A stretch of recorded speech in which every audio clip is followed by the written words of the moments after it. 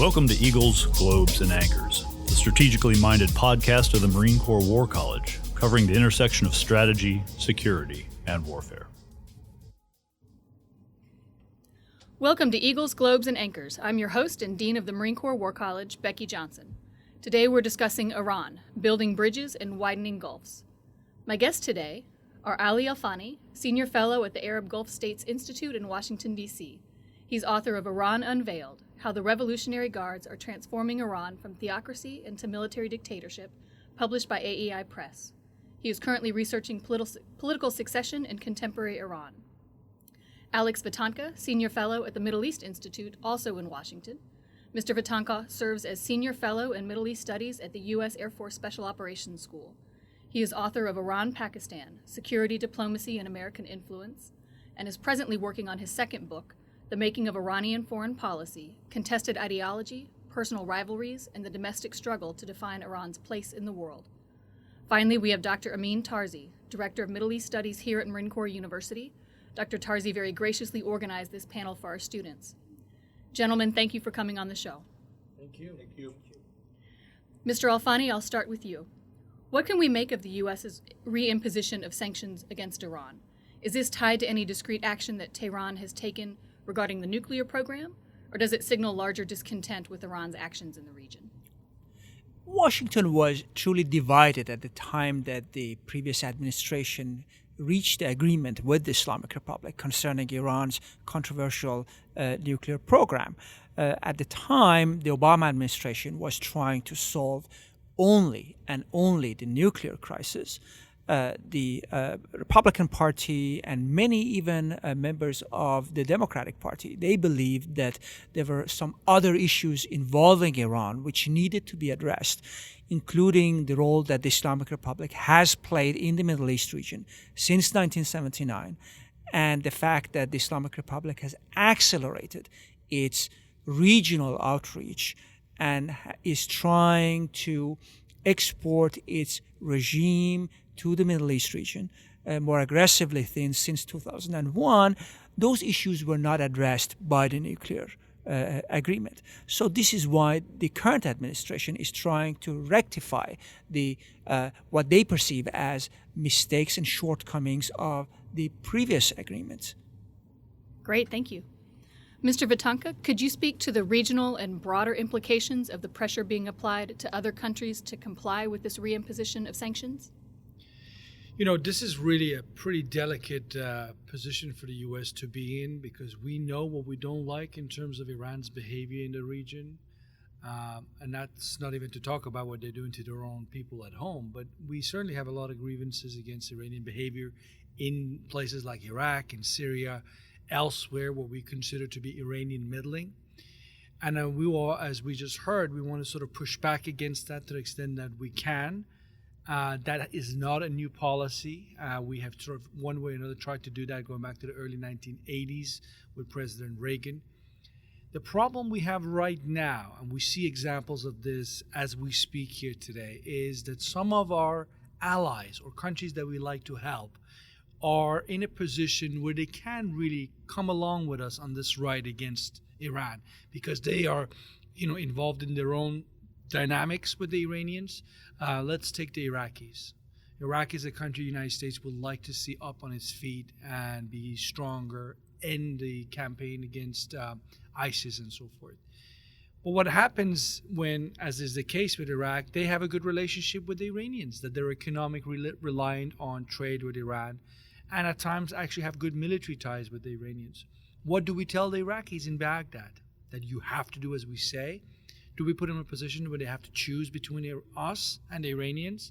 That's not a good position to be in if you're Iraq, and they might just choose the Iranians because we can't really predict that outcome.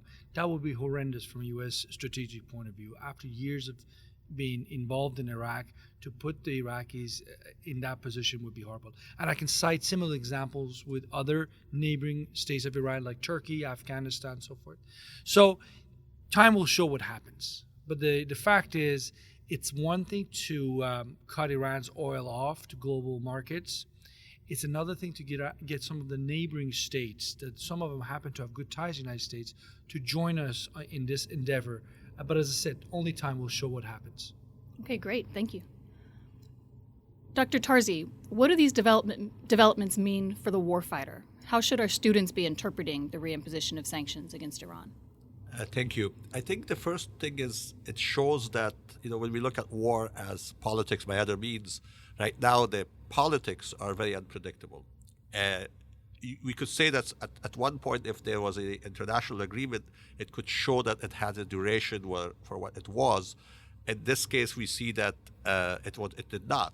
And it means that the warfighter has to be ready for situations where even on paper it showed 10 years or 15 years or perhaps a stalemate, if nothing else, in watching Iran to make sure that they do not cheat within that agreement.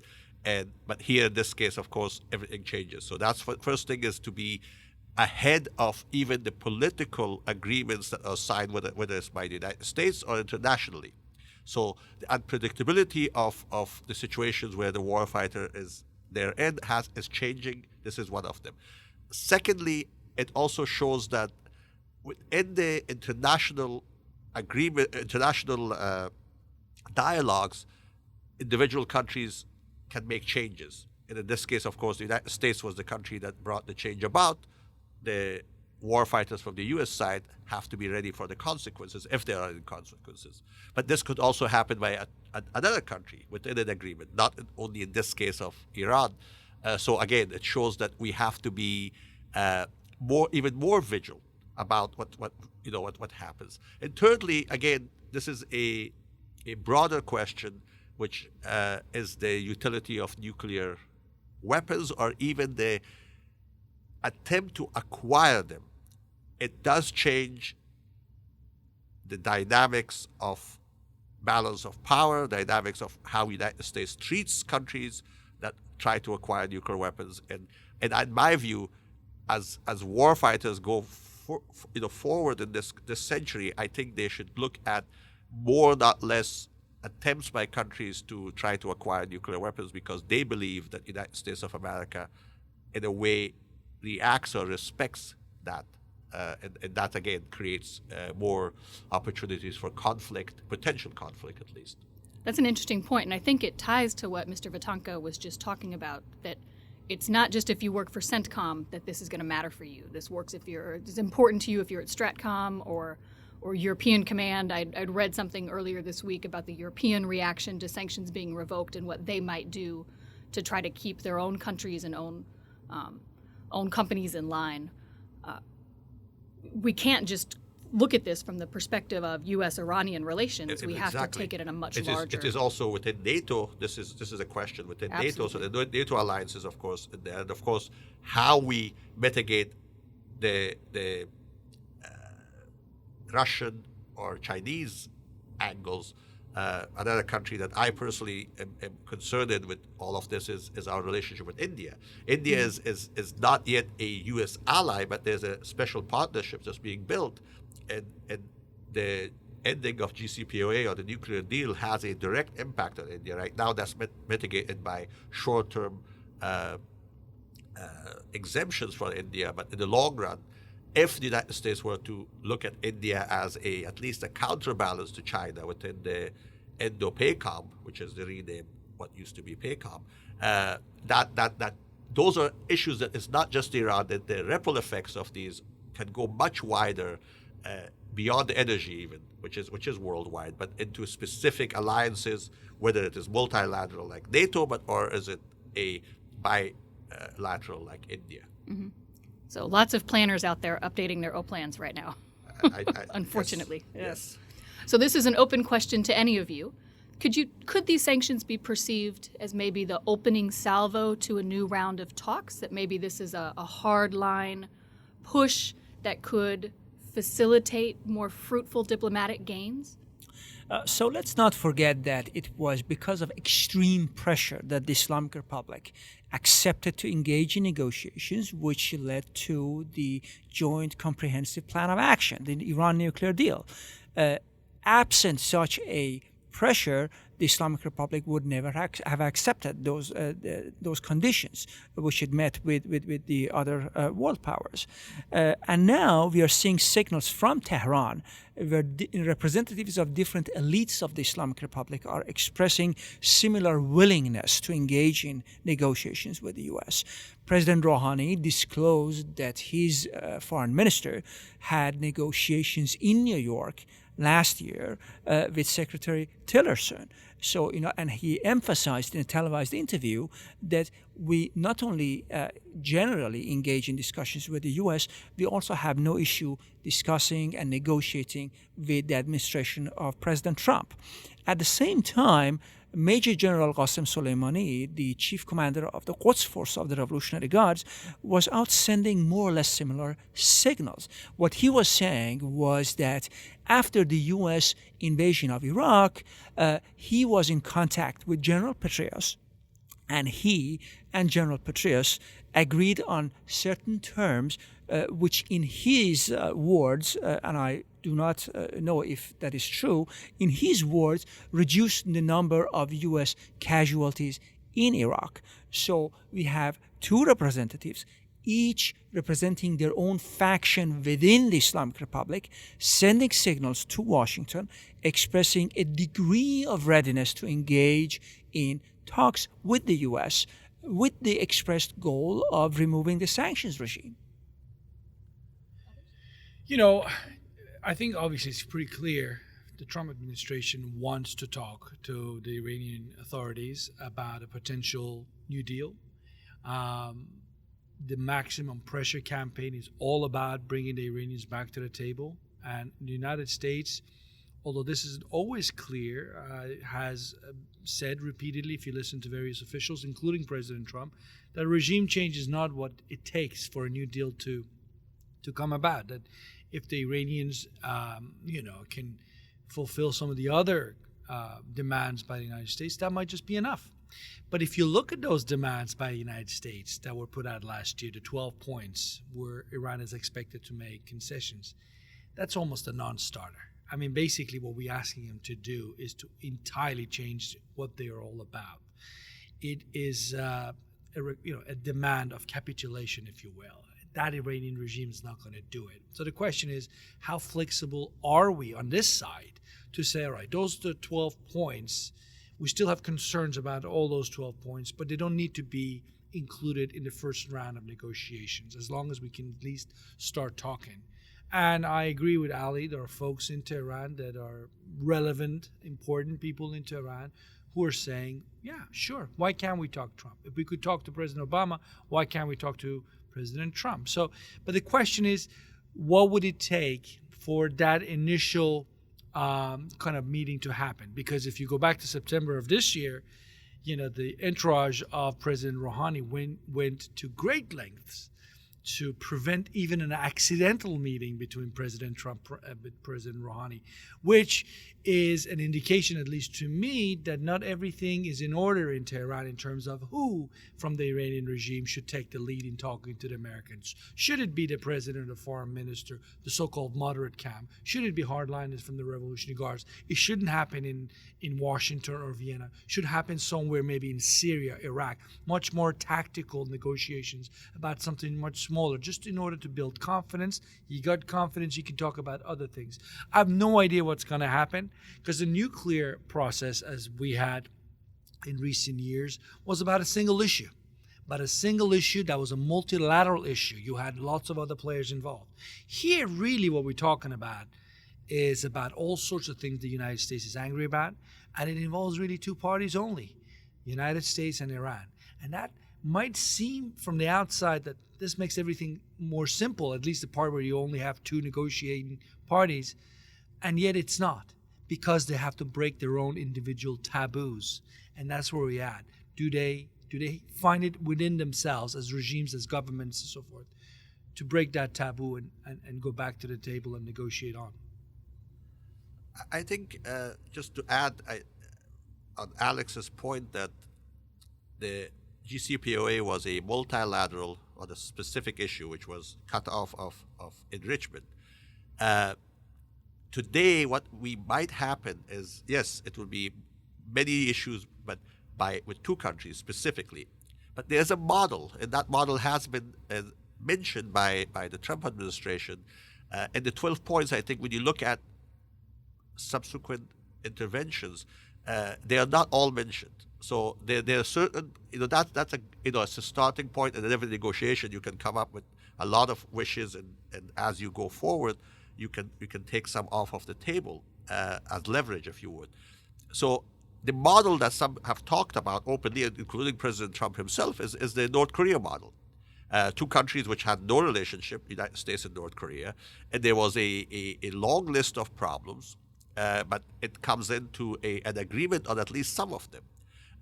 So this is what Washington wants. And this could be for Iran as well if regime security is paramount, which seems to be. And right now the economic situation is very dire.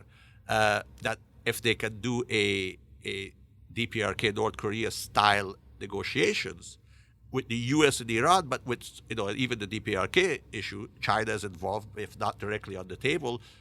Republic of Korea is involved. Japan is partially at least aware. So the countries that matter are brought in, if not directly on the table, but they have a stake at it. At least it could be a breakthrough. Their taboos were broken on both sides, both on the U.S. our side and both on North Korea's side. If you would look at the rhetoric, the North Korean rhetoric is way worse against the United States than the Iranian, but yet they met each other. So it could open up. The question is, I think countries such as Russia, specifically in China, may not want that to happen. And if they don't want to happen, it becomes even more difficult. Of course. So where do we go from here? As our listeners think ahead the next 1 to 5 years, does this development signal anything significant for the region, for the potential for conflict? I think at least when I look at it from the debate in Tehran, it's very clear that their hope is they can wait President Trump out. I mean, there are, as we talked about just earlier, there are potentials for direct talks between the Iranian regime and the Trump administrations. But, they might be far-fetched. They might be unlikely to happen because of all sorts of factors. I mean, after all, this is not a fight that just broke out yesterday. We've got 40 years of history here, all sorts of baggage that both sides bring to the table. So it might just be too much. And that might lead some in Tehran to think the best thing to do is to stick to the nuclear agreement, make the United States look like the outlier. They are the ones who walk away from a multilateral treaty, an agreement that was signed at the UN level. At the UN level. The rest of the world still believes the nuclear deal from 2015 is a good thing. And Iran is sticking to it. They haven't breached it. So the Iranians could just be tempted to say, let the Americans look bad here. We take another 2 years. Then the Trump first term would come to an end. And maybe you'll have another American president who will take a very different approach, because the nature of this deal, at least from how U.S. has signed it, it's on an executive level. So you don't have the U.S. Congress involved. President Obama had an executive decision, if you will, and President Trump undid that, right? So maybe that's how the Iranians are looking at it. But that's a big gamble, because what happens if President Trump is reelected? And are they in a position to wait another 4 years on top of the 2 years they're going to wait for this first term to end? Because that means billions and billions of dollars in economic loss for them as these sanctions start to hurt them, as they will. On top of that is, these economic pains are not going to happen in vacuum. There's a people in Iran that are going to be suffering. What would they do? How would they react? Would they come to the streets? So I think, all these things are factors we need to think about as we think about the next few years. My good friend, Mr. Vatanka, presented the optimistic view, which means what if Iran and the Islamic Republic leaders think in a rational way and act in a rational way. But there may also be a different scenario in which the analysts and decision makers of the Islamic Republic say that, North Korea, which has cheated and has broken all the rules, has already the nuclear weapons, was offered negotiations at the highest political level imaginable between the two countries, while we, who abided by the terms of the rule under the nuclear agreement, are being punished. We are no longer benefiting financially from abiding by those rules. So why do we not reactivate the nuclear program? And that, of course, could accelerate a very serious crisis between the Islamic Republic and the United States. My view is that right now, at least right now, as I said in my first intervention, things could change very, very rapidly. But right now, the Iranians have taken a much more cautionary policy. If you look at it on the ground or in the seas, the buzzing of U.S. ships flying closer, which kind of heightened in the past few months, have almost diminished. In the case of when they were encouraging Hezbollah to, and even in their own forces within the IRGC, to come very close to Israel in the Golan Heights, and actually they were intervening into Israeli airspace, whether by drones or rockets, that has diminished. And through the Russian intervention, there's now a between 40 or more kilometer zone where the Iranians and Hezbollah cannot come. That shows a regime that is, first, as Mr. Vatanka said before, and I agree, is not suicidal. Two, that they understand pressure. They are actually toning it down, not toning it up. Some cases like Yemen is a godsend for them. They are gaining a lot for putting very little. But when you see where the conflict with the United States, direct conflict, is possible, they have actually stepped back, not forward, at the high seas, and in case of Syria, especially when it comes to Israel. This doesn't mean that things cannot change. If they feel the pressure, or the internal pressure comes so much that there's let's say a mass upheaval like 2009 that gets out of hand, at that point, would the regime actually take it into a place where a confrontation with the United States could be one way to save it? That, again, goes back to the warfighter or to anyone in the policy realm. We have to be aware of that part of it, that this regime is survival of it is the most important thing, not so much the Iranian nation as such. With that, I think right now, the confrontation seems more distant, but as I said, we have to be aware that it could happen with all the other aspects that are playing there. Mm-hmm. So certainly we have your fine organizations, your good research. All of you have Twitter handles, which we'll embed in the program notes. But if our listeners wanted to learn more about Iran, where else could they go? Well, I would recommend all the listeners to follow Iranian news. Iran is not North Korea, and there is plenty of online debate going on. Reading Iranian newspapers enables us to follow the politics of Iran. And there is also plenty of English language newspapers available, dailies, which American listeners can follow. And I would say, because it's so easy, as Ali just pointed out, to sort of think maybe Iran is another North Korea, kind of a black hole on the map. It's not. It's a very dynamic place, despite all the pressures that they are under, and a lot of it is self-imposed thanks to the Iranian regime's behavior for the last 40 years. But don't lose sight of this vibrant, very dynamic Iranian civil society. Look for Iranian art, music, cuisine, you name it, contribution in all sorts of fields. And you will, I bet you, find a place not far from where you live where you can maybe taste some of that Persian cuisine or read that Persian poetry book that you might actually find interesting. There are about 5 million Iranians around the world, from New Zealand to Boston and you name it, everything else between. So you can find people if you're interested in that culture, and it doesn't need to just be about U.S.-Iran current stalemate. It can be so much else. As my two colleagues just said, Iran, it's not where to find the news, it's how to make sure that you see all the various points and filter, because there's so much coming out, both in Washington, the think tank world, the news areas. I do agree with Ali's statement. Iranians put out a lot out there. Read it with a critical mind as you would read anything else, but open up yourself to reading the other side. Right now also in the Gulf, there are news centers for Iranian studies. One is now just opened in Saudi Arabia. Read their views, because it gives you an idea of how the Arabs in the Gulf region are thinking about it, to have a more fuller agreement. And I do believe in arts, reading about the arts, reading about Iranian history, not to become a historian, but to get a sense of how the country sees itself. And lastly, I've always been a fan of people-to-people contact. I understand it is very difficult right now. Iranians cannot come here, but there are other places to see them.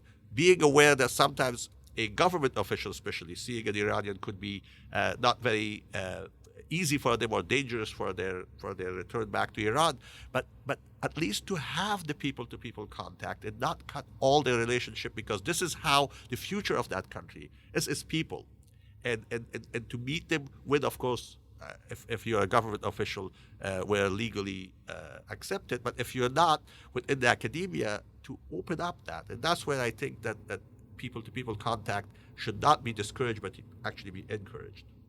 Great, thanks. So last question, what are you guys reading right now that our students should know about? Right now, I'm reading the memoirs of the head of Iran's Atomic Energy Organization. He was a student here in America. He studied at MIT. He is from a religious family, but, a well-to-do religious family. And he made a brilliant career after the revolution. So that book is just an example of how open some of the sources in Iran are. Iran is not North Korea. And is that available in an English language edition, or? Well, unfortunately, right now it's only available in Persian. So the listeners have another excuse to learn Persian. As an Iran watcher, unfortunately, I spend all my day, it seems, to sort of read news coming out of Iran. But I do find occasional time to read a good book or two. I usually try not to read books on Iran because I read so much else on Iran from news sources. But there's a book that I've been trying to read for 20 years, and I've had it for all that long, Mantle of the Prophet by Ray Mutahedeh. And you can find it on Amazon. Mantle of Prophet. He's a wonderful scholar, I believe, at Harvard University, if I'm not mistaken. And Princeton, I'm sorry. He was my teacher. Princeton. There you go. See, I knew I'll mess up at some point, but I would recommend that because I've just started reading it, but it seems to me to be very engaging and yet quite revealing about the nature of the Iranian Revolution in '79 and what happened in decades that came after. Well, I'm glad that Alex mentioned the Mantle of the Prophet that was written about a Ayatollah who's also a PhD, who still actually teaches at Princeton. His name is Hussein Mudarrisi, and he is a fantastic man. If you want to go to Princeton, you can go and find him. I am reading two books actually simultaneously. One which I should have read before, but I just found it. It's a recent publication by a colleague who, his name is Afshud Ostavar, Vanguard of the Imam. It is about the IRGC. I'm finding it very, very in-depth and helpful. I'm not finished with it. The second book is by a very good friend, Loire Sternfeld. I highly recommend that for people to read it. He is an Israeli. The book is called Between Iran and Zion. It looks at the Jewish community in Iran. And I think it is one of those books that people want to read about what we just said, that Iran is North Korea. There's actually there was a very vibrant Jewish community, but there's still some of them were there. And I think it gives you a different idea of what Iran is. So I'm reading one about IRGC and one about the Jewish community in Iran. Ali Alfani, Alex Vitanka, Amin Tarzi, thanks so much for coming on the show. To keep up with the good work of the Marine Corps War College, you can follow us on Instagram, Twitter, or Facebook at @McWarCollege. Special thanks to our intrepid producer, Lieutenant Colonel Jason Palma. I'm your host, Becky Johnson. Thank you for listening to Eagles, Globes, and Anchors, the strategically minded, innovative podcast of the Marine Corps War College. This concludes the EGA podcast. Thank you for joining us. The views expressed in this podcast reflect those of the speakers and do not necessarily reflect the views, policies, or positions of the United States Marine Corps or the Department of Defense. You can follow the Marine Corps War College on Twitter, Instagram, and Facebook at McWar College. And as always, our podcast music is Stuck in Traffic by Rivero. Have a great day.